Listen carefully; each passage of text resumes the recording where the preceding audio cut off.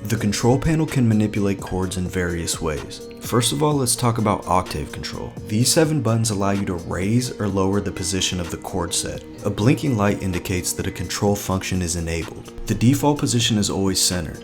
By moving to the right, we move up an octave. Again, we move higher and then to the highest position. By moving to the left, the octave is lowered. Again, we drop it down and then to the lowest position. Alright, let's move back to the center, or our default position. Chords can be stacked by enabling 2 or more of the octave controls. You can stack as many as you want. You wouldn't even necessarily want to do this, but I'm just showing the possibilities. You could literally stack a chord across the entire piano. So yeah, you can mix and match these any way that you want. Next, let's talk about the spread control functions. Now these spread the chord out by dropping the root note down an octave. Spread 2 will drop the root note down 2 octaves, and spread 3 will drop it down 3. Alright, let's go back to our center position and talk about voicing control.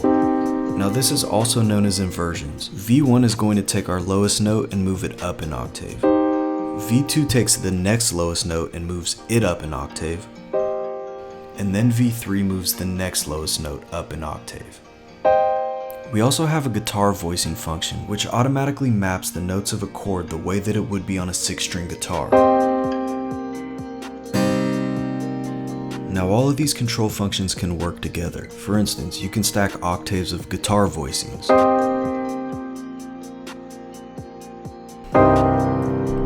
Or have a 3-octave stack and use the spread functions.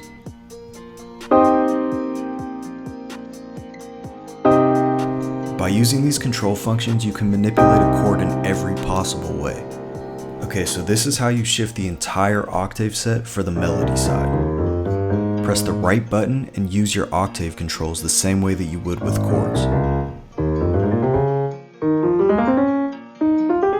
By moving to the right, the entire set of melody notes is moving up an octave.